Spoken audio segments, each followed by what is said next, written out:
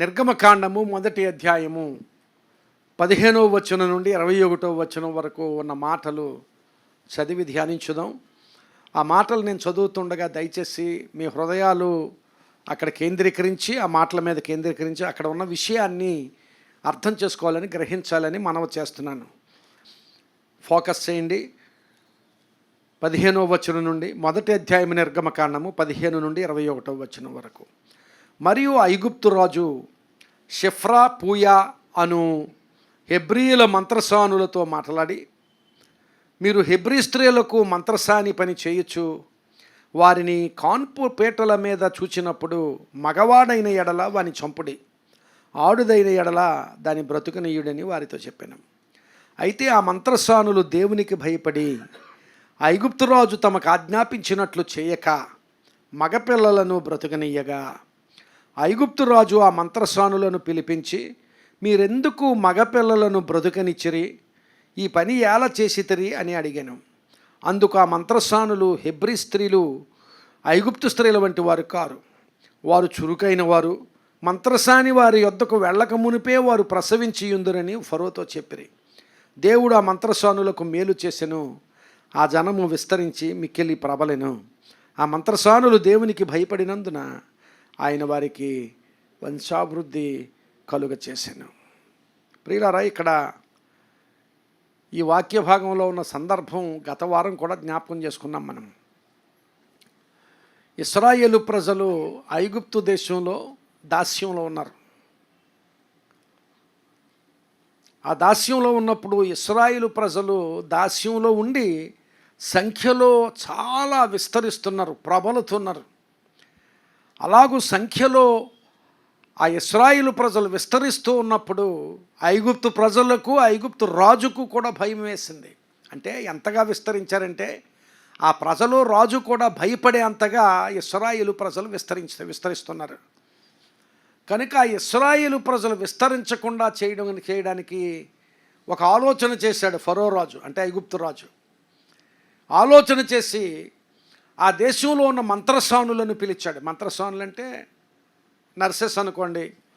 వారిని పిలిచి, ఇశ్రాయేలు స్త్రీలు లేక హెబ్రీ స్త్రీలు గర్భవతులుగా ఉండి కాన్పు పీటల మీదకు వచ్చినప్పుడు ఆ కాన్పులో మగపిల్లవాడైతే చంపేయమన్నాడు.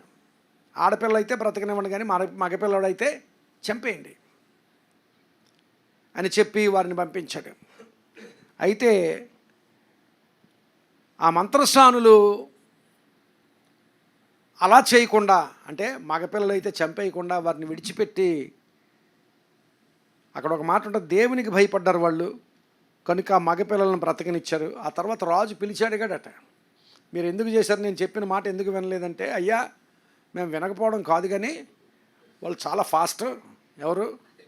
హెబ్రీ స్త్రీలు చాలా ఫాస్ట్. మేము కబురు వచ్చి మేము పరిగెత్తుకుంటూ వెళ్ళేటప్పటికే కనేస్తున్నారు వాళ్ళు. మేము ఏం చేయమయ్యా, మేము చేయగలిగింది ఏమీ లేదు దీనిలో అని చెప్పారు. దాన్ని బట్టి ఆ మంత్రస్వానులను దేవుడు ఆశీర్వదించినట్లుగా దేవుని వాక్యంలో ఈ మంత్రస్వానుల పేర్లు, ఇద్దరు వ్యక్తుల గురించి ఇక్కడ ప్రత్యేకంగా చెప్పబడింది. ఒక ఆమె పేరు షిఫ్రా, మరొక ఆమె పేరు పూయా. 15వ వచనంలోనే రాయబడింది, ఐగుప్తు రాజు షిఫ్రా పూయా అను హెబ్రీయుల మంత్రస్వానులతో మాట్లాడాడని. ఆ ఇద్దరు స్త్రీలు చాలా ఆశీర్వాదకరమైన అనుభవాలను మనకు చూపించే స్త్రీలు. వీళ్ళు మంత్రసానులు.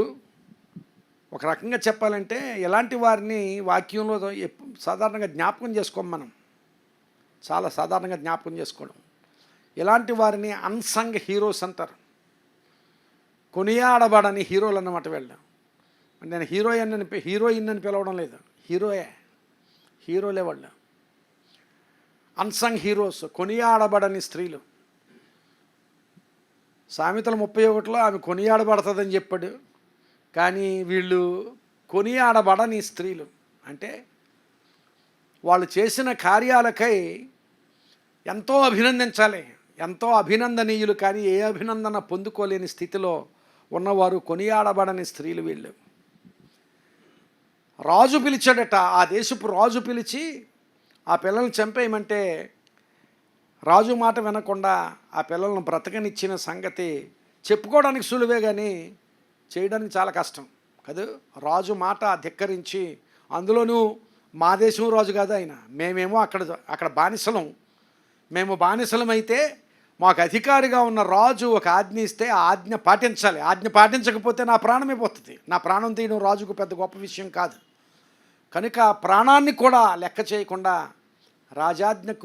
రాజాజ్ఞను అంగీకరించకుండా ఆ పిల్లలను బ్రతకనివ్వడం అనేది చెప్పుకోవడానికి చాలా సులువే, కానీ చేయడానికి చాలా కష్టమైంది. చాలా గంభీరమైన కార్యాన్ని ఈ స్త్రీలు చేశారు. చాలా ఆశీర్వాదకరమైన కార్యాన్ని ఈ స్త్రీలు చేశారు. పురాతన కాలంలో ఒక హిస్టోరియన్, చరిత్రకారుడు, ఆయన పేరు జోసెఫ్ టెలస్కిన్ అని ఒక చరిత్రకారుడు ఉండేవాడు. ఆయన జూవిష్ రబాయ్ కూడా, ఆయన రబ్బీ కూడా. ఆయన చాలా పుస్తకాలు రాశాడు. ఇప్పటికీ ఆ పుస్తకాలు మనకు అందుబాటులో ఉన్నాయి. జోసెఫ్ టెలస్కిన్ అనే ఆయన ఒకానొక సందర్భంలో ఈ స్త్రీలను గురించి మాట్లాడుతూ ఏమన్నాడంటే, హిట్లర్ యూదులను చంపేస్తుంటే ఒక ప్రక్కన, రెండో ప్రపంచ యుద్ధంలో హిట్లరు ఒక ప్రక్క యూదులను హోలోకాస్ట్ చేసేస్తున్నాడంటే మామూలు కాదు, నరవధ, లక్షల మందిని చంపేస్తున్నాడు. చంపేస్తూ ఉన్నప్పుడు ఆ యూదులను కాపాడడానికి కొంతమంది బయలుదేరారట. వాళ్ళని ప్రాణాలు పోకుండా ఆ యూదులను కాపాడడానికి కొంతమంది బయలుదేరారు. ఏ దేశం వాళ్ళైనా, దేశం అక్కడ ప్రాముఖ్యం కాదు, ఏ దేశం వాళ్ళైనా మానవులు చంపబడుతున్నారు, మనిషిని చంపేస్తున్నాడు అని ఆ మనుష్యులను కాపాడడానికి, యూదులను కాపాడడానికి కొంతమంది బయలుదేరారు. కొన్ని సంస్థలు ఏమిటి, వ్యక్తులేమిటి. అలాంటి వారిని ఈ జోసెఫ్ టెలస్కిన్ అనే చరిత్రకారుడు షెఫ్రా పూయా అని పిలిచాడు. Shiphrah Puah, these people are like Shiphrah and Puah. ఈ యూదులను కాపాడుతున్న ఈ సంస్థలు, యూదులను కాపాడుతున్న ఈ ప్రజలు షెఫ్రా పూయా వంటి వారు. ఎందుకంటే వాళ్ళు కాపాడారు. ఈ షెఫ్రా పూయాల గురించి ఆలోచన చేసినప్పుడు ఆ పేర్లను చూస్తే చాలా చక్కటి పేర్లు అవి. షెఫ్రా అనే పేరుకు చక్కనిది అని, అందమైనది అని అర్థం. అలాగే ప్రకాశింపచేయనది, వన్ హూ బ్రైటన్స్, ప్రకాశింపచేయనది అనే అర్థం. పూయా అనే పేరుకు కూడా ప్రకాశము అనే అర్థం. అలాగే తల్లిదండ్రుల సంతోషం, the Joy of the parents అని అర్థం. తల్లిదండ్రుల సంతోషం అనే అర్థం. ఈ ఇద్దరు స్త్రీలు చేసిన కార్యాలను మనం చూసినప్పుడు ఎంతైనా కొనియాడదగినవి. సాధారణంగా వారిని ఎప్పుడు జ్ఞాపకం చేసుకోం. వాళ్ళ గురించి చదువుకుంటూ వెళ్ళిపోతామేమో, కానీ ఎప్పుడు జ్ఞాపకం చేసుకోం. ఈరోజు జ్ఞాపకం చేసుకుందాం. మొట్టమొదటిగా 17వ వచనం చదువుతున్నాను. మనం చదువుకున్న వాక్య భాగంలో 17వ వచనం, ఆ మంత్రసానులు దేవునికి భయపడి ఐగుప్తు రాజు తమకు ఆజ్ఞాపించినట్లు చేయక మగపిల్లలను బ్రతుకనియ్యగా అనే మాట. మగపిల్లలను బ్రతుకనిచ్చారు అంటే బ్రతకడానికి అవకాశం లేని స్థితిలో మగపిల్లలను బ్రతుకనిచ్చిన సంగతి ఈ స్త్రీల జీవితంలో మనం చూస్తామంటే, జీవమును భద్రపరిచిన మాతృత్వం వీళ్ళ మాతృత్వం. వీళ్ళు తల్లులే, ఈ ఇద్దరు కూడా తల్లులే. జీవమును భద్రపరిచారు. జీవాన్ని భద్రపరచడం అనేది చాలా ఆశీర్వాదకరమైన అనుభవం. ప్రతి తల్లికి అలాంటి ఆశీర్వాదం ఉంది. ప్రతి తల్లి, మీరు జీవాన్ని భద్రపరిచారు. నా తల్లి నా జీవాన్ని భద్రపరచకపోతే నేను ఉండేవాడిని కాదు. నీ తల్లి నీ జీవాన్ని భద్రపరిచి ఉండకపోతే నీవు ఇక్కడ ఉండేవాడు కాదు. ముఖ్యంగా మనం కృతజ్ఞత ఎందుకు తెలియచేయాలంటే, నాకు జీవం ఇచ్చావమ్మా, నాకు జీవం ఇచ్చావు. జీవాన్ని భద్రపరిచిన మాతృత్వం కలిగిన తల్లులుగా ఈ తల్లులు మనకి కనిపిస్తున్నారు. చాలా భయంకరమైన, ఆ పని చేస్తే మేము చంపబడతామేమో అనేటంత పరిస్థితుల్లో కూడా జీవమునకు ఈవేళ్ళు ఇచ్చిన ప్రాధాన్యత ఎంతైనా కూడా అభినందనీయమైంది. జీవానికి ప్రాధాన్యత. చంపకూడదు, మేము బ్రతికించాలి, మేము బ్రతికించేవారమే కానీ చంపేవారం కాదు అన్నట్లుగా జీవమును భద్రపరిచి జీవమును కాపాడిన మాతృత్వం ఈ తల్లిలో ఉంది. ప్రతి తల్లిలోనే ఉంటుంది కదా. అంటే నా బిడ్డను నేను కాపాడుకోవడం వేరు. ఈ తల్లులు ఒక బిడ్డ కాదు, ఎన్నో వేల మంది బిడ్డలకు జీవం ఇచ్చిన తల్లులు. అనుసరించి చేసుంటే ఎన్నో వేల మందిని చంపేసి ఉండేవారు. వీళ్ళు ఎన్నో వేల మందిని చంపేసి ఉండేవారు. చంపినా కేసు లేదు, చంపినా నో కేస్, నేరం కాదు అది. ఎందుకంటే రాజాజ్ఞది. చంపితే ఇంకా ఏమైనా అవార్డ్స్ వస్తాయి, పద్మశ్రీలు, భారతరత్నలు, ఇలాంటివి. అంటే భారతదేశం కాదనుకోండి, అలాంటి అవార్డ్స్ వస్తాయి చంపితే. కానీ అలాంటి అవకాశం ఉన్నప్పటికీ కూడా గమనించాలి, తమ ప్రాణాలను కూడా లెక్క చేయకుండా ఎంతోమంది జీవములను, ఒక తల్లి తన బిడ్డ జీవాన్ని కాపాడుతుంది, భద్రపరుస్తుంది. అది కామన్గా జరిగే విషయమే, అది కూడా గొప్ప విషయమే. ఈ రోజుల్లో అది కూడా గొప్ప విషయమే. కానీ ఈ తల్లులు వారి బిడ్డల జీవితాన్ని భద్రపరచడం కాదు, ఎన్నో వేల మంది జీవితాలు ఆ తర్వాత అధ్యాయంలో 2వ అధ్యాయము మొదటి 3 వచనాలు చూస్తే అక్కడ యొకెబెదు గురించి రాయబడింది.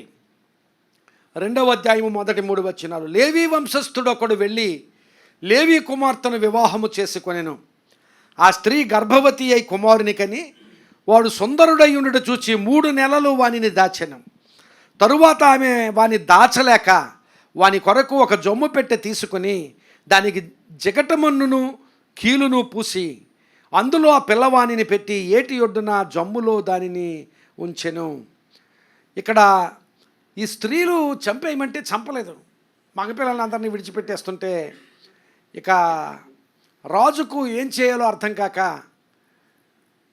అక్కడ ఆ రాజ్యంలో ఒక ఆజ్ఞను జారీ చేసి హెబ్రీ కుటుంబాల్లో లేక ఇశ్రాయేలీల కుటుంబాల్లో మగపిల్లలు చిన్నపిల్లలుంటే ఆ చిన్నపిల్లలందరినీ తీసుకుని వెళ్ళి నదిలో పారేయమన్నాడు. చిన్నపిల్లలందరినీ నదిలో పారవేయమన్నాడు.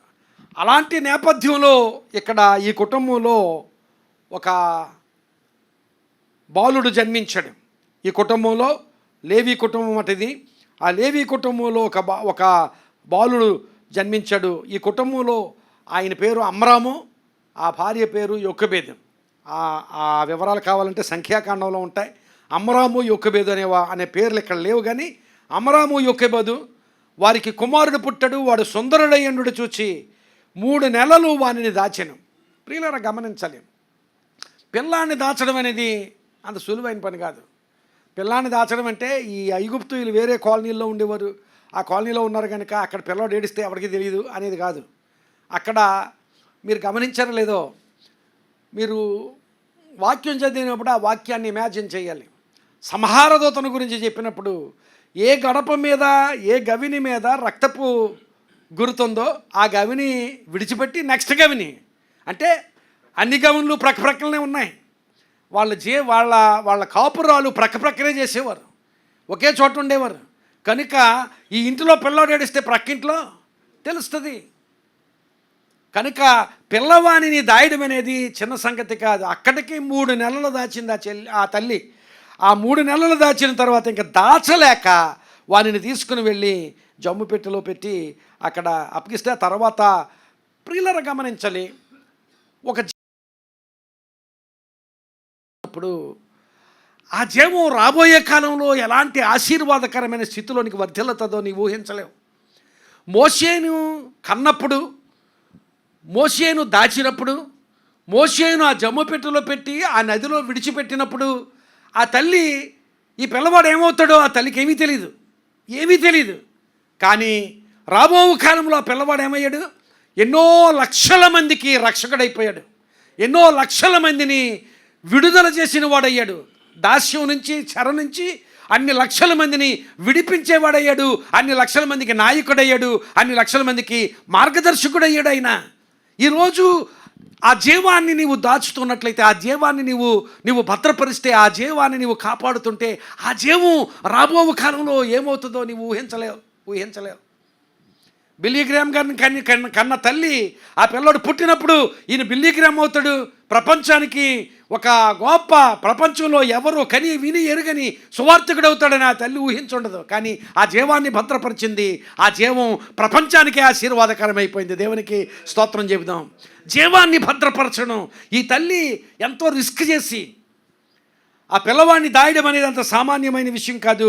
ఎంతో రిస్క్ చేసి ఈ తల్లి ఆ పిల్లవాడిని 3 నెలలు దాచి ఆ పిల్లవాడిని మరణానికి అప్పగించడానికి ఏమాత్రం కూడా అంగీకరించకుండా ఆ జీవాన్ని భద్రపరిచి జమ్ము పెట్టెలో పెట్టి ఆ నదిలో పెడితే ఆ పిల్లవాడి జీవితమే ఆశీర్వాదకరమైపోయింది. చరిత్రలోనే మహాపురుషుడు అయిపోయాడు కదా. చరిత్రలో, మన చరిత్రలో, బైబిల్ కాదు, మోజెస్ గురించి సెక్యులర్ హిస్టరీలో చదవండి. మోజెస్ గురించి చదువుతారు మీరు మామూలు హిస్టరీలో చదివిన, బైబిల్లో కాదు, మామూలు హిస్టరీలో చదివితే మోషే గురించి చదువుతారు.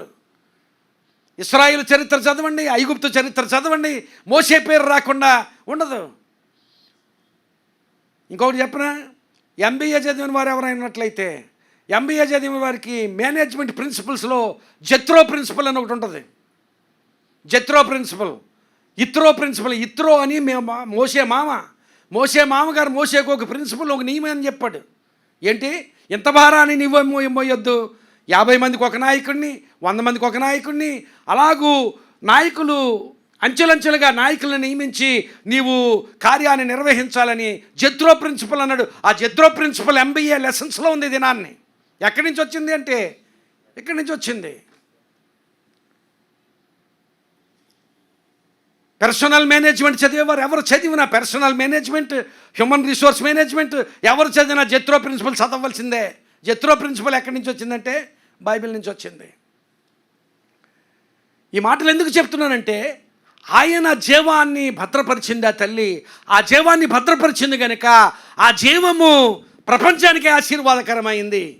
చరిత్ర పురుషుడయ్యాడు ఆయన, ఎన్నో లక్షల మందికి ఆశీర్వాదకరమయ్యాడు. ఇశ్రాయేలీల రాజరికంలో దావీదు తర్వాత సొలొమోను రాజు అయ్యాడు. సొలొమోను రాజు అయిన వెంటనే సొలొమోనుకు ఒక పరీక్ష ఎదురైంది. ఏంటంటే, 2 వేశ్యలు వచ్చారు సొలొమోను దగ్గరికి తీర్పు కోసం. 2 వేశ్యలు వచ్చారు. ఆ 2 వేశ్యలు ఒకే ఇంట్లో ఉంటున్నారట. 3 రోజుల వ్యవధిలో 2 వేశ్యలకు పిల్లలు పుట్టారు. ఆ వేశ్యకి పిల్లడు పుట్టాడు, ఈ వేశ్యకి పిల్లడు పుట్టాడు. ఒకే ఇంట్లో ఉంటున్నారు. ఒక రాత్రి ఇద్దరు ఎవరి పిల్లవాడిని పక్కన వేసుకుని పడుకుంటే ఒక తల్లి ఆ పక్కలో వేసుకున్న బిడ్డ మీద మరి ఆమె దొర్లిందో ఏమైందో ఊపిరాడక చనిపోయాడు పిల్లడు. చనిపోతే ఆమె ఏం చేసిందంటే, నిద్రలేచి ఆ పిల్లోడు చనిపోయాడని చూసి చనిపోయిన పిల్లవాడిని అవతల ఆమె పక్కలో వేసి ఆ బతికున్న పిల్లవాడిని తెచ్చేసుకుంది. ఇప్పుడు ఈమె లేచి చూసేసరికి పిల్లవాడికి పాలు ఇవ్వాలని చూసేసరికి ఆ పిల్లవాడు కదలడం లేదు. కదలకపోతే తేరి చూస్తే ఈ పిల్లవాడు నా పిల్లవాడు కాదు, అక్కడున్నాడు నా పిల్లవాడు, చూసింది ఆ పిల్లవాడు నా పిల్లడే. ఏమిటి అంటే, లేదు ఈ పిల్లవాడు నా పిల్లవాడే అంటదా అని. వీళ్ళిద్దరు ఘర్షణ తీసుకుని వెళ్ళి రాజుగారి దగ్గర పెట్టారు. సొలొమోను రాజు, అప్పుడే రాజు అయ్యాడు సొలొమోను. సొలొమోను విన్నాడు. విని సొలొమోనుకి అర్థమైంది కనుక ఆమె బతికున్న పిల్లోడు నా పిల్లోడు అంటుంది, ఈమె కూడా బ్రతికున్న పిల్లోడు నా పిల్లోడు అంటుంది. కనుక రాజుగారు ఒక కత్తి తీసుకొచ్చి, మరి ఇద్దరు కావాలంటున్నారు కనుక ఆ పిల్లోడిని చెరుసగం ఇచ్చేయండి, ఒక కత్తి తీసుకొచ్చి 2 ముక్కలు చేసి చెరుసగం ఇచ్చేయండి అన్నాడు. అప్పుడు తల్లి కానీ ఆమె ఉంది కదా, ఆమె అలాగే చేయండి అయ్యా, నాకు ఒక ముక్క ఆమెకు ఒక ముక్క ఇవ్వండి అన్నది. అయితే తల్లి అయిన ఆమె చెప్పిన మాటలు చాలా శరీరం గగురు పొడుస్తుంది. ఆ మాటలు చదివితే రాజుల మొదటి గ్రంథము 3వ అధ్యాయం 26వ వచనంలో, రాజుల మొదటి గ్రంథం 3:26లో, అంతటా బ్రతికియున్న బిడ్డ యొక్క తల్లి తన బిడ్డ విషయమై పేగులు తరుగుకొని పోయినదై. ఆ మాట గమనించాలి. తన బిడ్డ విషయమై పేగులు తరుగుకొని పోయినదై, రాజునొద్ద నా ఏలినవాడా, బిడ్డను ఎంతమాత్రము చంపక దానికే ఇప్పించుమని మనవి చేయగా, ఆమెకే ఇచ్చేయండి బిడ్డని, చంపొద్దయ్యా, నా పిల్లడు జీవంతో ఉండాలి, ఆమె దగ్గర ఉన్నా పర్వాలేదు కానీ చనిపోకూడదు నా బిడ్డ. జీవమును కాపాడే తత్వం తల్లిది. జీవమును కాపాడి జీవాన్ని భద్రపరిచి జీవాన్ని కాపాడే ఆ పిల్లోడు బ్రతికుండాలి. ఒకవేళ నా దగ్గర లేకపోయినా ఆమె దగ్గర అయినా పిల్లోడు బ్రతికుండాలి. జీవాన్ని కాపాడి జీవాన్ని భద్రపరిచే తత్వం తల్లిది. ఈ షిఫ్రా పూయాలైతే ఆమె వారి బిడ్డలు మాత్రమే కాదు, ఆ దేశంలో హెబ్రీయుల బిడ్డలందరినీ, ఆ మగపిల్లలందరినీ కాపాడి జీవమును భద్రపరిచిన అనుభవం ఇక్కడ షిఫ్రా పూయాల్లో చూస్తున్నాం. పిల్లలు గమనించాలి, జీవాన్ని భద్రపరచడం అంటే కేవలం బయలాజికల్ లైఫ్ మాత్రమే కాదు, అంటే శరీర సంబంధమైన జీవం మాత్రమే కాదు. మన బిడ్డల శరీర సంబంధంగా చాలా కాపాడుతాం. కానీ ఒక దినాన్ని నేనైనా, మా తల్లిదండ్రులైనా, నేనైనా, నా బిడ్డలైనా, ఇంకొకరైనా కొంతకాలం బ్రతికిన తర్వాత ఎవరమైనా చనిపోవాల్సిందే. ఆ తర్వాత బ్రతికేమిటి? What is your life after death? చనిపోయిన తర్వాత స్థితి ఏమిటి? ఆ విషయంలో మన బిడ్డల జీవాన్ని కాపాడే తల్లిదండ్రులుగా మనం ఉండాలి. తల్లులే కాదు, తండ్రులు కూడా. తల్లులు బయలాజికల్గా, శారీరకంగా మీ బిడ్డల జీవాన్ని కాపాడరు. ఆ బిడ్డలు ఎలా ఉన్నారంటే మీరు చేసిన త్యాగం, మీరు చూపిన ప్రేమ. కానీ మన బిడ్డలు ఆత్మ సంబంధంగా వారి జీవము కోల్పోకుండా ఆ జీవాన్ని భద్రపరిచే బాధ్యత తల్లిదండ్రులమైన మన మీద ఉంది.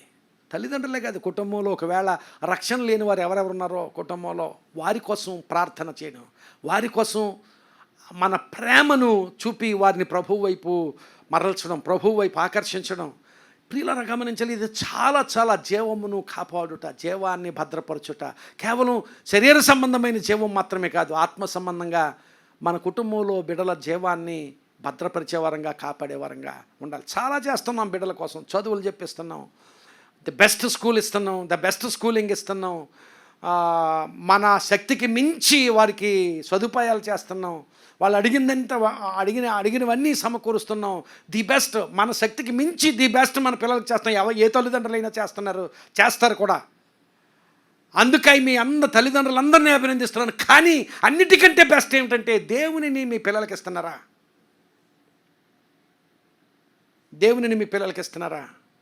అలాగే మీ పిల్లల్ని దేవునికి అప్పగిస్తున్నారా? ఈ విషయంలో ఆలోచన చేయాలి. తిమోతి పత్రికలో తిమోతి తల్లిని గురించి, తిమోతి అమ్మమ్మని గురించి ఒక మాట ఉంటుంది. పౌలు తిమోతికి రాసిన 2వ పత్రిక 1వ అధ్యాయము 5వ వచనం చూసినట్లయితే అక్కడ ఈ మాటలు ఉన్నాయి. తిమోతికి పౌలు రాసిన 2వ పత్రిక 1వ అధ్యాయం 5వ వచనం. ఆ విశ్వాసం మొదట నీ అవ్వ అయిన లోయలోను, నీ తల్లి అయిన యునీకేలోను వసించెను. అది నీయందు సహా వసించుచున్నదని నేను రూఢిగా నమ్ముచున్నాను. పౌలు అంటున్నాడు, తిమోతి నీలో చాలా అద్భుతమైన విశ్వాసం ఉంది. ఎందుకు ఈ విశ్వాసం వచ్చిందంటే, మొదట మీ అమ్మమ్మ విశ్వాసంలో ఉంది. ఆ అమ్మమ్మ విశ్వాసంలో ఉండి పిల్లల్ని విడిచిపెట్టలేదు. ఆమె కూతురికి ఆ విశ్వాసం ఇచ్చింది. ఆమె కూతురు మీ తల్లి. ఆ తల్లి నీకు విశ్వాసం ఇచ్చింది. ప్రియులారా, మన కుటుంబాల్లో అలాగూ తరం తర్వాత తరం, ఒక తరం లోయి తరం. ఆ లోయి తన తరంలో విశ్వాసం పొందుకుంది, తర్వాత తరానికి అందించింది. యూనికే విశ్వాసం పొందుకుంది. ఆ యూనికే తన తరంలో విశ్వాసం కాపాడుకుని తర్వాత తరం తిమోతికి అందించింది. ఆ తిమోతి తర్వాత తరానికి ఇంకొకటి ఆ తర్వాత తరం విశ్వాసంలో ఉండగలిగేటట్లుగా మనం చేస్తే అది జీవాన్ని భద్రపరచడం. అసలు జీవం భద్రపరచడం అలా జరుగుతుంది. ఈ జీవం ఎలాగో భద్రపరుస్తాం. నా కుమారుని నేను భద్రపరచుకోవడం నా బాధ్యత. ఎవరు చెప్పినా చెప్పకపోయినా ప్రేమ. అవి నా కుమారుడి జీవాన్ని, నా పిల్లల జీవాన్ని నేను భద్రపరుస్తాను. మీ పిల్లల జీవాన్ని తల్లులు తండ్రులు భద్రపరుస్తారు. కానీ ఆ పిల్లల ఆత్మ సంబంధమైన జీవాన్ని భద్రపరచగలుగుతున్నారా? ఆలోచించవలసిన విషయం. దేవునిని మన పిల్లలకు అందించాలి. ఎలాగ అందించగలమంటే దేవుని వాక్యాన్ని వారికి నేర్పించడం ద్వారా. దేవుని వాక్యాన్ని నేర్పించడం అంటే పనిష్మెంట్ లాగా చేయొద్దు. ఎంజాయబుల్గా ఉండాలి వాక్యం వాళ్ళకి. They should enjoy the word of God. ఏదైనా ఇష్టం లేని పని చేస్తే 119వ కీర్తన రాసేరన్నాం అనుకో, పనిష్మెంట్ లాగా ఉంటుంది అడికి కదా.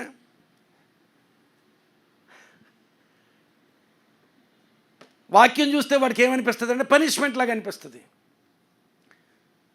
మా చిన్నతనంలో మా తాతయ్య ఒక ఆయన ఉండేవాడు. అంటే మా చిన్న తాతయ్య ఆయన ఆర్ఎంపీ డాక్టరు, రాజమండ్రిలో ఉండేవారు. అప్పుడప్పుడు వాళ్ళ ఇంటికి వెళ్తే నేను 2వ తరగతి చదువుకుని చిన్నపిల్లని, చాలా చిన్నగా ఉండేవాడిని. అరే 103వ కీర్తన కంఠస్థం చేసి నేను సినిమాకి తీసుకెళ్తాను ఉండేవాడు. అంటే ఆయన వాక్యం నేర్చుకుంటే నీకు ఒక ఇన్సెంటివ్ వస్తుంది, నీకు ఒక ప్రయోజనం ఉంటుంది, నీకు ఒక సంతోషం ఉంటుంది అని చదివేయమనేవాడు. 2వ తరగతిలో నాకేం తెలుసు మొత్తం. ఆ 2వ తరగతిలో 103వ కీర్తన అంతా కంఠస్థం చేసి ఆయన బయటికి వచ్చేటప్పటికి చెప్పేసేవాడిని. చెప్పేస్తే సైకిల్ మీద కూర్చోబెట్టుకుని ఆ ఊరంతా తిప్పేవాడు, పోస్టర్స్ అన్నీ చూపించేవాడు. ఎలాగుందరా సినిమా అనేవాడు, బాగున్నదనేవాడిని. అదే సినిమా అనుకునేవాడిని. కొంతకాలం తర్వాత ఇలాగ చాలా సంవత్సరం సెలవులకు వెళ్ళడం, ఆ తాతయ్య అలాగనడం. చాలా జోవియల్గా ఉండేవాడు, చాలా పెద్దవాడు కానీ చాలా జోవియల్గా ఉండేవాడు. పిల్లల్ని చాలా చక్కగా ఆకర్షించేవాడు ఆయన. ఆ తర్వాత ఒక రాజు ఏదో 92వ కీర్తన ఏదో చదవమన్నాడు. అయితే నేను చదవను అన్నాను. ఏంటంటే నాకు అర్థమైపోయింది, నువ్వు సినిమాకి తీసుకెళ్ళటం లేదు, రోడ్డు మీద బొమ్మలు చూపించి తీసుకొచ్చేస్తాను సినిమా. నిజంగా చెప్తున్నాను రా, ఈవేళ సినిమాకి తీసుకెళ్తాను రా నిన్ను. సినిమాకి తీసుకెళ్ళకపోతే మరలా ఇంకొకసారి చదవద్దు, ఈసారి సినిమాకి చదువు అన్నాడు. నిజంగా తీసుకెళ్తాడు కావాలని చదివితే తీసుకెళ్ళాడు సినిమాకి, బెనహర్ సినిమాకి తీసుకెళ్ళాడు. 2-3 తరగతుల్లో ఈ బెనహర్ ఏంటి ఇప్పుడు చూస్తేనే అర్థం కాదు అది. ఆ బెనహర్ సినిమాకి తీసుకెళ్ళి ఎలాగుందరంటే బాగానే ఉందన్నాను. మరి ఏం బాగా ఎందుకు చెప్తున్నానంటే, వాక్యము చదవడం, వాక్యం నేర్చుకోవడం అనేది పిల్లలు ఎంజాయ్ చేయాలి. ఎంజాయ్ చేసేటట్టుగా, సరదాగా, సంతోషంగా ఆ వాక్యాన్ని ఎంజాయబుల్గా చేయాలి వాళ్ళకి. అంతేగాని వాక్యం పనిష్మెంట్గా చేయకూడదు. ఏంటి నువ్వు సరిగ్గా చదవడం లేదురా కనుక 119వ కీర్తన రాసే అంటే వాడికి వాక్యం పనిష్మెంటే. వాక్యాన్ని, దేవునిని మన పిల్లలకి ఇవ్వడం వాక్యం ద్వారా. అలాగే మన పిల్లలను దేవునికి అప్పగించాలి ప్రార్థన ద్వారా. మనం ప్రార్థన చేయడం ద్వారా మన బిడ్డలను దేవునికి అప్పగించాలి. మనం ప్రార్థన చేస్తాం కానీ కుటుంబాలుగా కలిసి ప్రార్థన చేస్తున్నామా అనేది ఒక ప్రశ్న. కుటుంబాలు, నేను ఎవరిని ప్రశ్నించి చేతులు ఎత్తండి నేను అన్న కానీ మీరు కుటుంబంగా కలిసి ప్రార్థన చేస్తున్నారా, ఇది ప్రశ్న. మనందరం కూడా కుటుంబ ప్రార్థన చాలా అవసరం అండి. కుటుంబాలు ఆశీర్వదించబడాలంటే కుటుంబ ప్రార్థన కావాలి. ఒక సేయింగ్ ఉంది, a family that prays together stays together. కలిసి ప్రార్థన చేసే కుటుంబం కట్టబడి ఉంటుందట ఇప్పుడు కూడా. A family that prays together stays together. నీ కుటుంబం ఆశీర్వాదకరమైన కుటుంబంగా కట్టబడి ఉండాలంటే కుటుంబంగా కలిసి ప్రార్థన చేయాలి. నువ్వు ఒక్కడో ప్రార్థన చేసుకుంటావు, లేకపోతే నువ్వు ఒక్కదాని ప్రార్థన చేసుకుంటావు, పర్సనల్గా దేవునితో గడపడం అది అవసరమే. దాంతోపాటు కుటుంబంగా భార్యాభర్త బిడ్డలో కలిసి, భార్యాభర్త కలిసి కొంత సమయం దేవుని సన్నిధిలో గడపడం చాలా చాలా చాలా ఆశీర్వాదకరం. ఆ కుటుంబ ప్రార్థన పరిస్థితులు మార్చేస్తుంది ప్రియులారా, మీరు అర్థం చేసుకోగలిగితే. Your family prayer changes the atmosphere, the situation in your family. మీ ఫ్యామిలీలో పరిస్థితులన్నీ మారిపోతాయి. అది ఏ విధంగా అర్థం చేసుకున్నా ఆ ప్రార్థనలో కుటుంబం అంతా కలిసి ప్రార్థన చేస్తుంటే నా నా నా గోడు, నా వేదన, నా గోడు దేవునికి వినిపించుకుంటుంటే ఆ వినిపించే గోడు కుటుంబం అంతా వింటారు, కుటుంబం గ్రహిస్తారు. ఎప్పుడో ఒకసారి ఒక కథ చెప్పాను మీకు. 2 చిన్నపిల్లలు, 6 సంవత్సరాలు 8 సంవత్సరాల పిల్లలు అమ్మమ్మ ఇంటికి సెలవులకు వెళ్ళారట. ఆ సెలవుకి వెళ్ళినప్పుడు అమ్మమ్మ ఇంటికి సెలవులకు వెళ్తే సెలవులు గడుపుతున్నారు. ఒకరోజు రాత్రి పడుకునేటప్పుడు, రే ప్రార్థన చేసుకోకుండా పడుకుంటున్నారు, లేచి ప్రార్థన చేయండి అన్నదట అమ్మమ్మ. సరే వీళ్ళిద్దరూ మోకరించి ప్రార్థన చేస్తున్నారు. పెద్దోడు సైలెంట్గా చేస్తున్నాడు, చిన్నోడు గట్టిగా అరిసి ప్రార్థన. దేవా, ఎంతో కాలం నుంచి నేను సైకిల్ అడుగుతున్నాను, సైకిల్ కావాలి, నాకు చిన్న సైకిల్ కొని అని అడుగుతున్నాను, నాకు చిన్న సైకిల్ నువ్వు ఇవ్వడం లేదు అని గట్టిగా అరిసి ప్రార్థన చేస్తాడు. ఈ పెద్దోడు అన్నాడు, రే ఎందుకు అంత గట్టిగా ప్రార్థన చేస్తావు, దేవుడు అన్న చెవిటోడా ఏమన్నా, దేవుడికి నువ్వు మౌనంగా చేసిన ప్రార్థన వింటాడరా, నువ్వు అంత గట్టిగా అరుస్తున్నావు ఎందుకంటే, ఒరి పిచ్చోడా, దేవుడు చెవిటోడు కాదు అమ్మమ్మ చెవిటిదిరా అన్నాడట. అమ్మమ్మ చెవిటిది కనుక ఈ ప్రార్థన ఎవరు వినాలి? అది సరదాగానే ఉంది కానీ దానిలో చాలా గొప్ప సత్యం ఉంది ప్రియులారా, గమనించాలి. దానిలో చాలా గొప్ప సత్యం ఉంది. మన ప్రార్థనలు కుటుంబంగా కలిసి చేసే ప్రార్థన ఎంతో ఆశీర్వాదకరం. మన కుటుంబ పరిస్థితులను మార్చేస్తుంది కుటుంబ ప్రార్థనలు. ఒకవేళ లేకపోతే ఒక నిర్ణయం చేసుకోండి, మేము కుటుంబంగా కలిసి ప్రార్థన చేస్తామని. ఈరోజు ఈ సందేశంలో ఆ నిర్ణయం చేసుకోగలిగితే ఈ సందేశం మీకు, మీ జీవితాలకు, మీ కుటుంబాలకు ఆశీర్వాదకరమే. This message will be a great blessing if you can make that decision. మేము ఈ రోజు నుంచి కుటుంబంగా ప్రార్థన చేస్తాం, కుటుంబంగా కలిసి ప్రార్థన చేసుకుంటాం. We pray together. నాకు తెలుసు బిజీ షెడ్యూల్స్లో ఉంటున్నాం, చాలా వృత్తులు, వ్యాపారాలు, ఏవేవో కానీ ప్రార్థన కోసం చిన్న సమయం కేటాయించండి. ఏ సమయం తగ్గించుకుంటారో నాకు తెలియదు, నేను ఆ సమయాల గురించి చెప్పను. కానీ ఏ సమయం తగ్గించుకున్న చిన్న సమయం దేవుని కొరకు కుటుంబం అంతా కలిసి, కుటుంబం ఎంతమంది ఉంటే అంతమంది కుటుంబంగా కలిసి ప్రార్థన చేయండి. దేవుడు తప్పకుండా గొప్ప కార్యాలు చేస్తాడు. జీవమును భద్రపరచడం అంటే కేవలం బయలాజికల్ లైఫ్ మాత్రమే కాదు, శరీర సంబంధమైన జీవం మాత్రమే కాదు, ఆత్మ సంబంధమైన జీవాన్ని మన కుటుంబాల్లో వ్యక్తులు భద్రపరచబడాలి. నా వంతు బాధ్యత నా భార్య కోసం, నా బిడ్డల కోసం, నా ఎక్స్టెండెడ్ ఫ్యామిలీ కోసం, వారందరి జీవాలు భద్రపరచబడిన భర్త వారి జీవాలు భద్రపరచబడడానికి, కాపాడబడడానికి నేను ఏం చేస్తున్నాను, నువ్వేం చేస్తున్నావు? నీ కుటుంబంలో మిగిలిన వ్యక్తుల ఆత్మ సంబంధమైన జీవం భద్రపరచబడడానికి నువ్వేం చేస్తున్నావు? ప్రశ్నించుకుందాం. ఈ షిఫ్రా పూయా జీవమును భద్రపరిచిన మాతృత్వం కలిగిన స్త్రీలుగా మనకు కనిపిస్తున్నారు. మూలవాక్యంలోనికి వెళ్దాం. నిర్గమకాండము 1వ అధ్యాయము 20వ వచనం చదువుతున్నాను. దేవుడు ఆ మంత్రస్వానులకు మేలు చేసెను, ఆ జనము విస్తరించి మిక్కిలి ప్రబలెను. 20వ వచనం, ఆ జనము విస్తరించి మిక్కిలి ప్రబలెను. గమనించాలి, వారి మాతృత్వాన్ని కాపాడుకోవడం కోసం మాత్రమే కాదు, ఆ దేశంలో ఇశ్రాయేలు స్త్రీల మాతృత్వం, స్త్రీలందరి మాతృత్వాన్ని కాపాడారు. మాతృత్వాన్ని బ్రతికించిన మాతృత్వం అది కదా.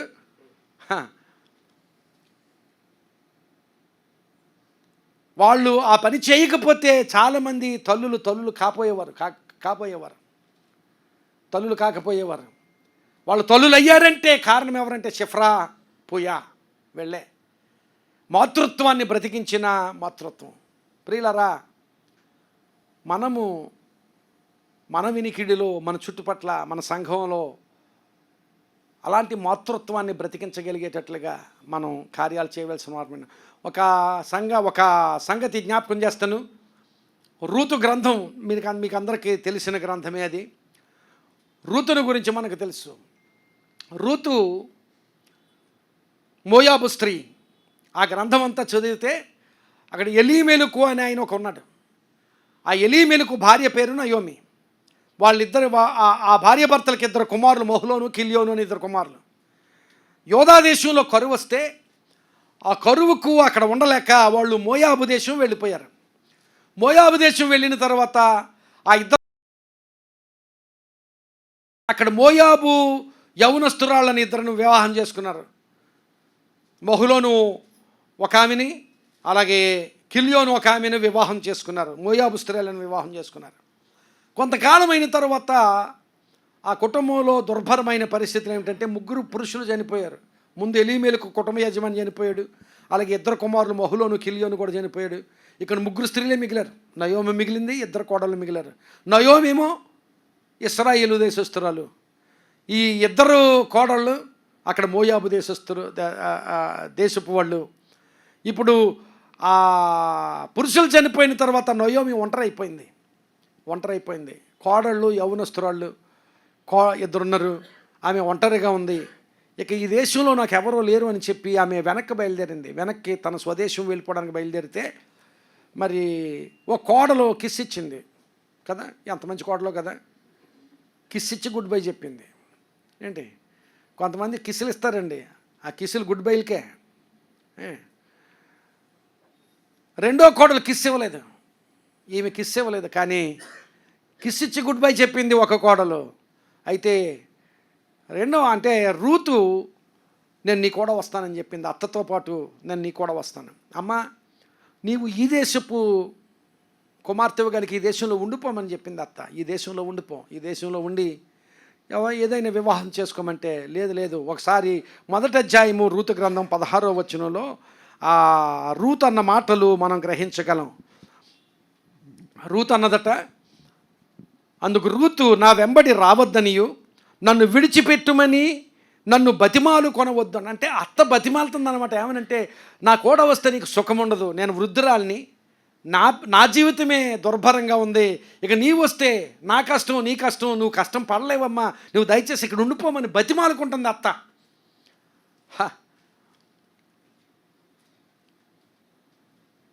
చేసుకున్నావు కనుక ఎంతైనా మరి నీకు నా బాధ్యత నీకు తప్పదు రమ్మని లేదా అత్త. ఏమన్నది, నువ్వు ఇక్కడ ఉండి నీవు సుఖంగా ఉండమని చెప్పినప్పుడు ఆమె బతిమాలు కొనవద్దు అంటే అత్త బతిమాలుతుందనమాట. ఇక్కడ ఉండిపో అమ్మ అని బతిమాలుతుంటే నన్ను బతిమాలు కొనవద్దు అని చెప్పి నువ్వు వెళ్ళి చోటుకే నేను వచ్చేదను. ఒక కోడలు అత్తతో మాట్లాడుతున్న మాట, నీవు వెళ్ళి చోటకే నేను వచ్చేదను, నీవు నివసించు చోట నేను నివసించదను, నీ జనమే నా జనము. అల్టిమేట్ ఏంటంటే నీ దేవుడే నా దేవుడు. అది ఆ తర్వాత వచనం చదివితే, నీవు ఎక్కడ చనిపోతే నేను అక్కడే చనిపోతాను,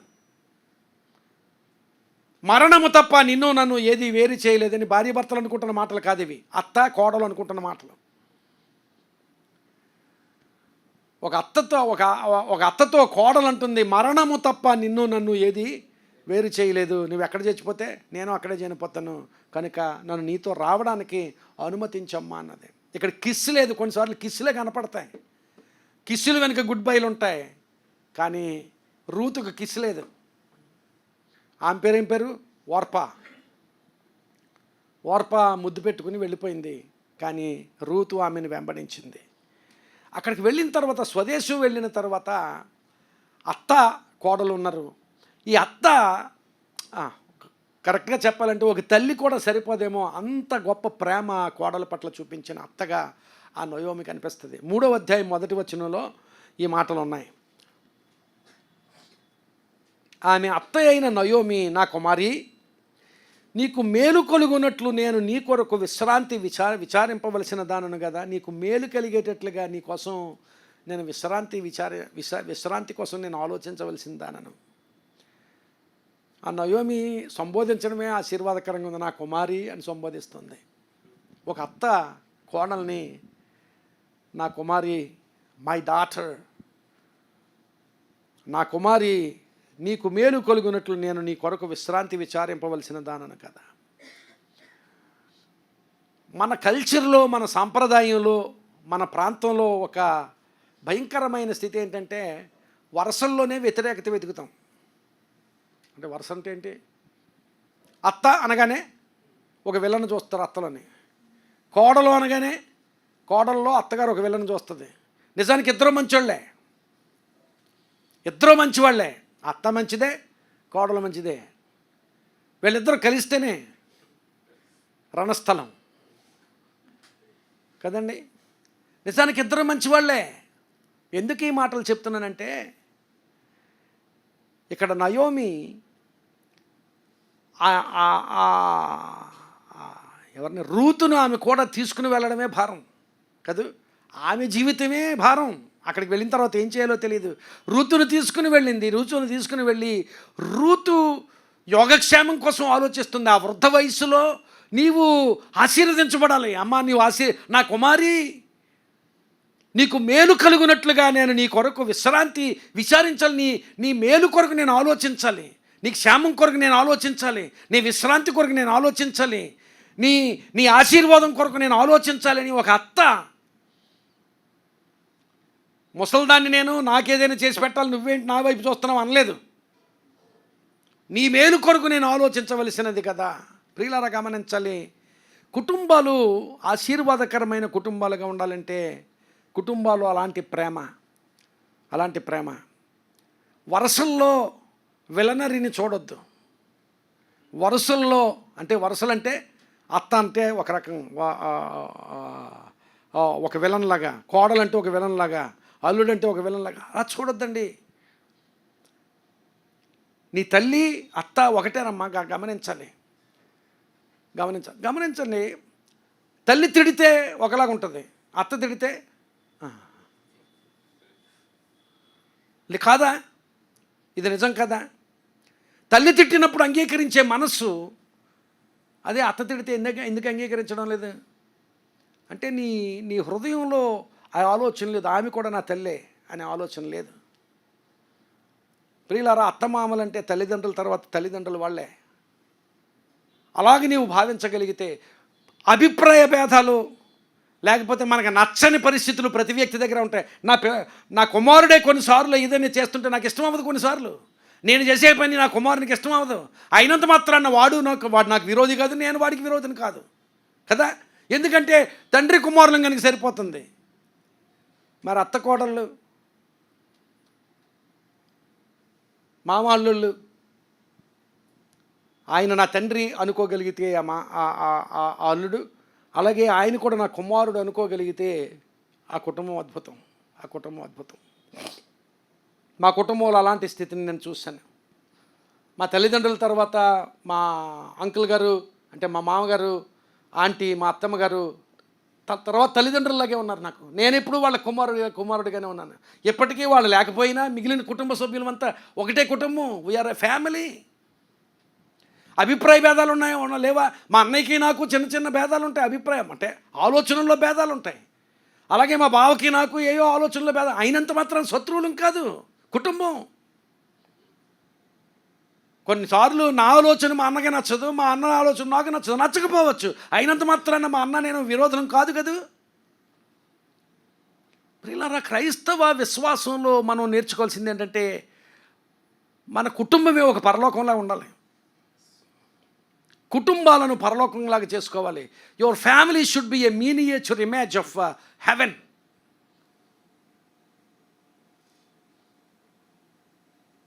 ఏ తండ్రిని బట్టి ప్రతి కుటుంబం అని పిలువబడుచున్నదో ఆ తండ్రి ఎదుట మోకాళ్ళు నీ ప్రార్థన చేస్తున్నాను అన్నాడు ఎఫెసీ పత్రికలో పౌలు కదా.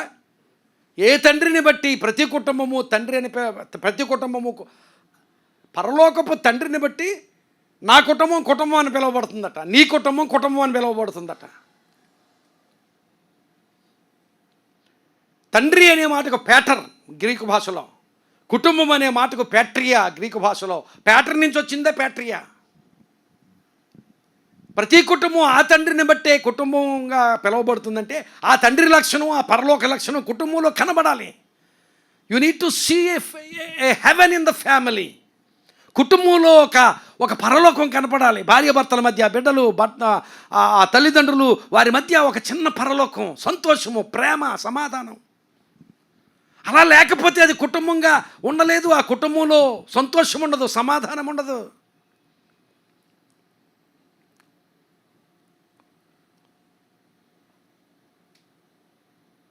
ఇది నా ఫేవరెట్, ఈమె వాళ్ళ అమ్మ ఫేవరెట్, ఈ ఫేవరెట్లు లేవు. ఇంకా కుటుంబం అంటే కుటుంబమే. ప్రియులరా, మన కుటుంబాలు పరలోకంలా ఉండాలి. ఏ వేదన ఉన్నా కుటుంబంలో మర్చిపోవాలి. ఆ వేదన మర్చిపోగలగాలి.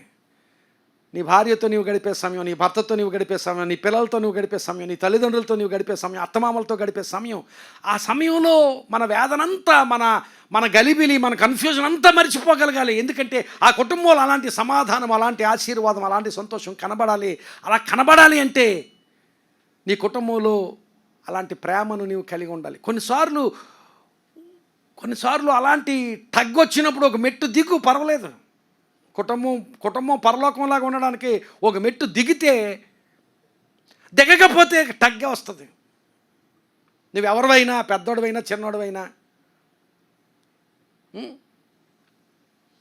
మనం ఈ రోజుల్లో అస్తమాలు ఎక్కువ ఒక మాట ఇగో. క్రైస్తవ కుటుంబాల్లో ప్రియులరా గమనించాలి, ఇగోలు పనిచేయం. శత్రువును సహా ప్రేమించినప్పుడు కుటుంబంలో ఉన్నవాడిని ప్రేమించలేకపోతే నువ్వేం విశ్వాసివి? ప్రభువేమో శత్రువునే ప్రేమించమంటున్నాడు. నీ కుటుంబంలో ఉన్న వ్యక్తిని నువ్వు ప్రేమించకపోతే, నీ అత్తని నువ్వు ప్రేమించకపోతే, నీ కోడలు నువ్వు ప్రేమించకపోతే, ఆ కుటుంబంలో ఆ బిడ్డలిద్దరూ సంతోషంగా కాపురం చేస్తుంటే, ఆ కాపురం చేసుకునే మధ్యలో ప్రియులారా గమనించాలి, తల్లిదండ్రులు ఈ మధ్య కాపురాలు, యవ్వనస్తుల జీవితాలు, యవ్వన కుటుంబాలు విచ్ఛిన్నమైపోవడానికి కారణం అన్నిసార్లు నేను చెప్పను, కొన్నిసార్లు తల్లిదండ్రులు. పెళ్లి చేసిన తర్వాత మనం అడుగు వెనక్కేయాలి, తల్లిదండ్రులు వెనక్కేయాలి అడుగు, వాళ్ళని బ్రతకనివ్వాలి. తప్పులు చేస్తారో చేయనివ్వండి, నేర్చుకుంటారు. పడనివ్వండి, లేస్తారు. మరలా పడితే లేస్తాడు వాడు.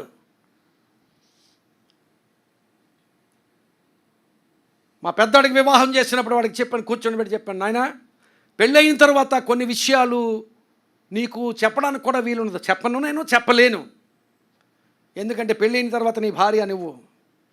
పెళ్ళైన తర్వాత మాకంటే కూడా నీ భార్య ముందు.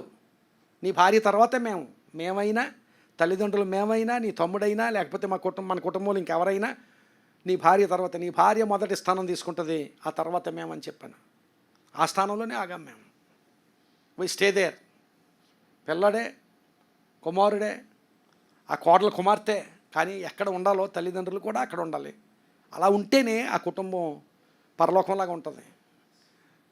నువ్వెళ్ళి ఆ కుటుంబాన్ని నరకం చేస్తే అలాగే అందుకే ఈ మాటలు ఎందుకు చెప్తున్నానంటే కొన్ని కుటుంబాలు అలా చూస్తున్నాం. ఏ తల్లిదండ్రులు అని చెప్పడం లేదు. అబ్బాయి తరపు తల్లిదండ్రుల, అమ్మాయితో ఒకసారి వాళ్ళు అవ్వచ్చు, ఒకసారి వీళ్ళు అవ్వచ్చు, ఎవరైనా అవ్వచ్చు. పెళ్ళయిన తర్వాత వాళ్ళని బ్రతకనివ్వాలి.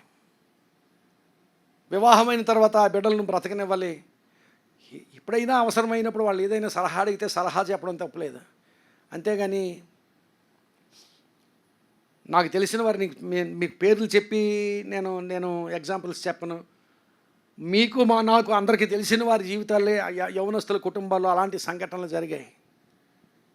ఈ దినాన్ని కుటుంబాన్ని పరలోకంలాగా మార్చుకోవడంలో మన బాధ్యత, నీ బాధ్యత, నా బాధ్యత. అలాంటి పరలోకంలాగా మార్చుకున్నారు ఈ నయోమి, అలాగే ఈ రూతు. ఈ రూతుకి పిల్లడు పుట్టాడు. రూతుకి వివాహమైంది. అక్కడ బోయజు అనే ఆమెను అతన్ని వివాహం చేసుకుంది. ఆ వివాహం చేసుకోవడంలో కూడా అత్తయ్య నడిపించింది. ఆ పిల్లోడు చచ్చిపోతే అప్పుడే వివాహం కావాలని నీకు అనలేదు. వివాహం చేసుకోమని ఇక్కడ ప్రోత్సహించి ఆ వివాహం జరిగించింది. వివాహం జరిగించిన తర్వాత ఆ బోయజు రూతులకు కుమారుడు పుట్టాడు. ఆ కుమారుడు పుడితే ఆ చుట్టూ ఉన్న స్త్రీలు ఏమన్నారో తెలుసా? రూతు దగ్గరికి వచ్చి, రూతు గ్రంథం 4వ అధ్యాయము 15 నుంచి 17వ వచనం వరకు చదువుతున్నాను. 15 నుంచి 17వ వచనం వరకు ఆ స్త్రీలు అన్నారట, నిన్ను ప్రేమించి 7 కుమారుల కంటే నీకు ఎక్కువగా ఉన్న నీ కోడలు. ఇంకా ఆ కుటుంబం ఎలాంటి కుటుంబమో ఊహించవచ్చు. 7 కుమారుల కంటే ఎక్కువగా ఉన్న నీ కోడలు. 7 కొడుకులుంటే ఎంత సంతోషం కలుగుతుంది ఇంట్లో. ఒక్క కోడలు. That is Ruth. అన్నం కంటే కూడా దట్ ఈజ్ నయోమి కూడా అంతగా కోడలను ప్రేమించింది. 7 కొడుకుల కంటే ఉత్తమమైన కోడలు. 7 కొడుకుల కంటే ఉత్తమమైన కోడలు. 7 కుమారుల కంటే ఎక్కువగా ఉన్న నీ కోడలు ఇతని కనెను, కుమారుని కన్నది. ఇతడు నీ ప్రాణము నోదార్చి ముసలితనమున నీకు పోషకుడు అవుతాడు. ఈ మనవడు నీకు పోషకుడు అవుతాడు. అప్పుడు నయోమి ఆ బిడ్డను తీసుకుని కౌగిట ఉంచుకొని, గమనించండి, ఈ అమ్మాయి ఎవరంటే మోయాబు స్త్రీ. ఆ అమ్మాయి పెనిమిటి ఎవరంటే ఎవరో బయటవాడు. ఈ బిడ్డను కౌగిట తీసుకొని, ఒక మాటలో చెప్పాలంటే నయోమి రక్తం లేదా పిల్లవాళ్ళని ఉందా? బోయజ్ ఏదో దూరం బంధువు అంటే ఎలిమెలుగు బంధువు అయి ఉంటాడు ఆయన కదా. ఆ బిడ్డను తీసుకొని కౌగిట ఉంచుకొని వానికి దాదిగా ఉండెను. ఆమె పొరుగు స్త్రీలు నయోమి కొరకు కుమారుడు పుట్టినని చెప్పి, నయోమి కొరకు పుట్టాడట ఈ కుమారుడు, రూతు కోసం కాదు. నయోమి కొరకు కుమారుడు పుట్టినని చెప్పి ఆ కుమారునికి ఓబేదు అని పేరు పెట్టాను. ఓబేదు యెష్షయిని కన్నాడు, యెష్షయి దావీదుని కన్నాడు. దావీదు వంశం నుంచి యేసుక్రీస్తు ప్రభు వచ్చాడు. దేవునికి స్తోత్రం. హల్లెలూయా, హల్లెలూయా. మన కుటుంబాలు పరలోకంలాగా చేసుకోవడం మన చేతుల్లోనే ఉంటుంది. ప్రియులారా, గమనించాలి. మన కుటుంబాలని ఒక చిన్న పరలోకంలాగా చేసుకుని మాతృత్వాన్ని బ్రతికించిన మాతృత్వం ఈ తల్లులది. ఇంకొక విషయం చెప్పి నేను ముగిస్తాను. మూలవాక్యంలో 17వ వచనం చదువుతున్నాను. షిఫ్రా, పూయా అనే స్త్రీల గురించి నిర్గమకాండం 1వ అధ్యాయము 15 నుంచి 21వ వచనం వరకు అక్కడ ఉన్న వాక్య భాగంలో 17వ వచనం చదువుతున్నాను. ఆ మంత్రస్నానులు దేవునికి భయపడి ఐగుప్తు రాజు తమకు ఆజ్ఞాపించినట్లు చేయక మగపిల్లలను బ్రతకనిచ్చారు. 2 విషయాలు ఉన్నాయి అక్కడ. దేవునికి భయపడి రాజు ఆజ్ఞాపించినట్లు చేయలేదు. రాజు ఆజ్ఞాపించినట్టు చేయలేదు, కానీ దేవునికి భయపడ్డారు. వీళ్ళు 2 అధికారాలు కనపడుతున్నాయి అక్కడ. ఒకటి రాజు అధికారం. రాజు ఆజ్ఞ ఇచ్చాడు, ఏమని ఇచ్చాడు? పిల్లల్ని చంపేయమని ఇచ్చాడు. కానీ వీళ్ళు దేవునికి ఈ ఆజ్ఞకు భయపడలేదు, కానీ దేవునికి భయపడ్డారు. ఈ స్త్రీలు మహోన్నతమైన అధికారానికి లోబడిన మాతృత్వం ఈ మాతృత్వం. రాజు చెప్పాడు కనుక, రాజు చెప్పింది చేసేస్తే మనకి అవార్డులు వస్తాయి, రాజు చెప్పింది చేసేస్తే మనకి బిరుదులు వస్తాయి, రాజు చెప్పింది చేసేస్తే మనకి ఏదైనా వస్తుంది అనుకోలేదు. రాజాజ్ఞ ప్రకారం చేయకుండా దేవునికి భయపడి మహోన్నతమైన అధికారానికి లోబడిన మాతృత్వం. ప్రియులారా, గమనించాలి. 1942లో అనుకుంటాను గాంధీజీ సహాయ నిరాకరణోద్యమం చేశాడు. 42 కాదు, ఇఫ్ ఐఎమ్ నాట్ మిస్టేక్, 42 కరెక్టేనా? ఆయన నేను తప్పైతే మీరు కరెక్ట్ చేయండి.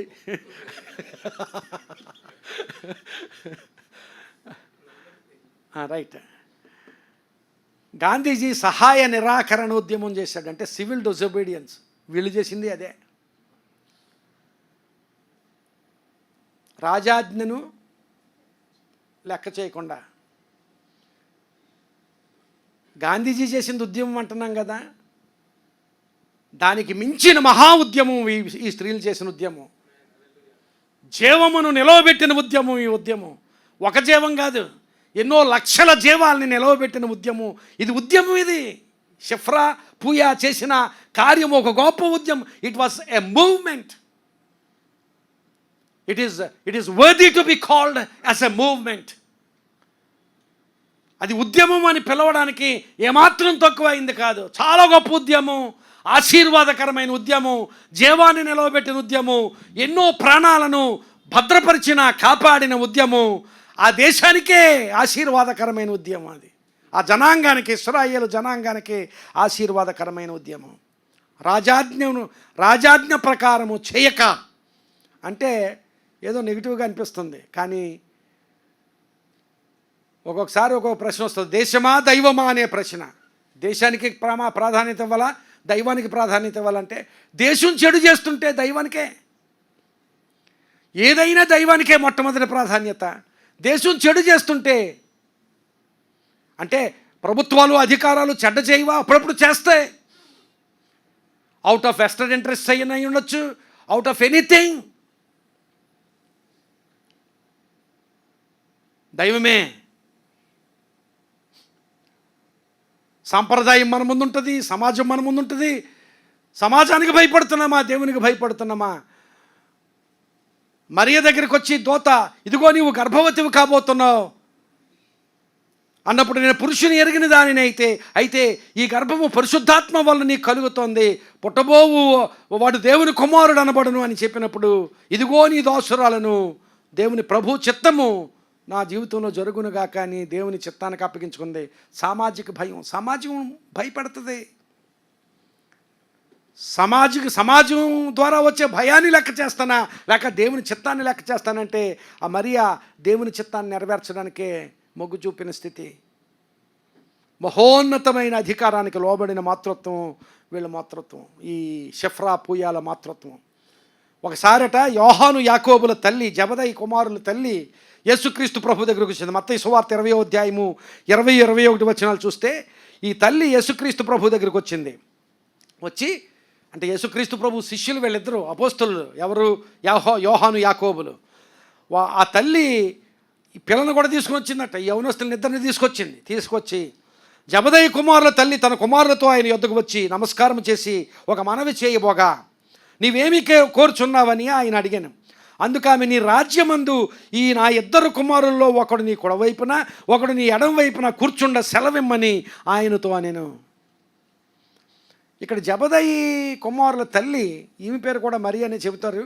ఆ మరియా గమనించాలి, ఆ తల్లి ప్రభు దగ్గరికి వచ్చి, ఈ ఇద్దరు కుమారుల్లో ఒకడు నీ పక్కన, నీ కుడి ప్రక్కన ఒకడు, నీ ఎడం ప్రక్కన ఒకడు కూర్చోవాలి. నీ పరలోకంలో పరిపాలన చేస్తున్నప్పుడు నీతో పాటు వీళ్ళు అటు ఇటు కూర్చోవాలంటే, నాణానికి ఒక ప్రక్క చూస్తే ఇది అన్యాయంలాగా అనిపిస్తుంది. ఎందుకంటే 12 మంది శిష్యులు ఉన్నారు, నువ్వు వచ్చి నీ పిల్లల్ని అటు ఇటు కూర్చోబెట్టుకోమని అడుగుతున్నావు, మిగిలిన వాళ్ళు ఏమవ్వాలి అనేది ఒక పక్కన అయితే, ఈ స్త్రీ గమనించాలి, ఈ తల్లి, నా కుమారులు ఈ రాజ్యం కొరకు ఈ రాజ్యంలో భాగం పంచుకునే కుమారులుగా ఉండకూడదు, నీ రాజ్యంలో అధికారంగా ఉండాలి. గమనించాలి, అప్పటి చాలామంది ఆ రోమా సామ్రాజ్యపు ప్రభుత్వపు అధికారాన్ని కోరిన వారు ఉండొచ్చు. రోమా సామ్రాజ్యపు ప్రభుత్వం క్రింద ఎంతో గొప్ప ఉద్యోగాలు, గొప్ప అధికారాలు పొందుకోవడానికి ఎగబడిన వారు ఉండొచ్చు. కానీ ఈ స్త్రీ, ఈ అధికారం కాదయ్యా, నాకు నీ అధికారంలో ఉండాలి నా పిల్లలు, నీ అధికారంలో పాలు పంచుకోవాలి నా పిల్లలు. ఎందుకంటే నా పిల్లలు మహోన్నతమైన అధికారాన్ని కోరుతున్నాను. నా పిల్లలు ఈ లోక సంబంధంగా ఈ రోమా ప్రభుత్వానికో లేకపోతే ఇంకో ప్రభుత్వం కిందో అధికారులుగా ఉండడం కాదు. నా పిల్లలు మహోన్నతుడైన దేవుని అధికారంలో ఉండాలి. దేవునికి స్తోత్రం చెప్దాం, హల్లెలూయా. అలాంటి మాతృత్వం ఈ మాతృత్వం.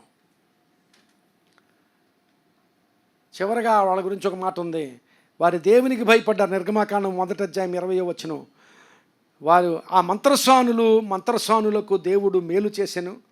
ఆ జనము విస్తరించి మిక్కిలి ప్రబలెను. ఎవరు? ఇశ్రాయేలీయులు విస్తరించి మిక్కిలి ప్రబలెను. ఆ మంత్రస్వానులు దేవునికి భయపడినందున ఆయన వారికి వంశాభివృద్ధి కలుగ చేసెను. ఆ మంత్రస్వానులు రాజుకు భయపడలేదు, దేవునికి భయపడ్డారు కనుక ఆ మంత్రస్వానులకు దేవుడు మేలు చేసెను, వృద్ధి కలుగు. 2 మాటలు ఉన్నాయి. మేలు చేశాడు, వృద్ధి కలుగ చేశాడు, వంశాభివృద్ధి కలుగ చేశాను. ప్రియులారా గమనించాలి, దేవునికి భయపడే వారిని దేవుడు విడిచిపెట్టడు. దేవునికి భయపడడం అంటే వణుకు, లేకపోతే ఆయన ఏం చేసేస్తాడో, లేకపోతే ఆయన ఏం చేసేస్తాడో అనే భయం కాదు. ఆయన ఏం చేసేస్తాడో అని ఆయన ఆరాధించక్కర్లేదు. అలా కాదు. ఆయన ఆ భయంలో ప్రేమ ఉంది, ఆ భయంలో గౌరవం ఉంది. నా తండ్రికి నేను భయపడతాను అంటే ఆ భయంలో ప్రేమ ఉంటుంది, గౌరవం ఉంటుంది. ఆ భయంలో చాలా ఆశీర్వాదకరమైన అనుభవం ఉంటుంది. అలాంటి భయం. వారు దేవునికి భయపడినందున వారికి దేవుడు మేలు చేశాడు, వారికి వంశాభివృద్ధి కలుగ చేశాడు. ఈ షెఫ్రా పూయా అనేవాళ్ళు మన జీవితాల్లో, మన కుటుంబాల్లో గొప్ప ఆశీర్వాదకరమైన అనుభవాన్ని మనకు చూపిస్తున్నారు. ప్రార్థన చేద్దాం, ఆ అనుభవాల్లోనికి మనం కూడా నడిపించబడదాం. దయచేసి తల్ల వంచండి, ప్రార్థన చేసుకుందాం.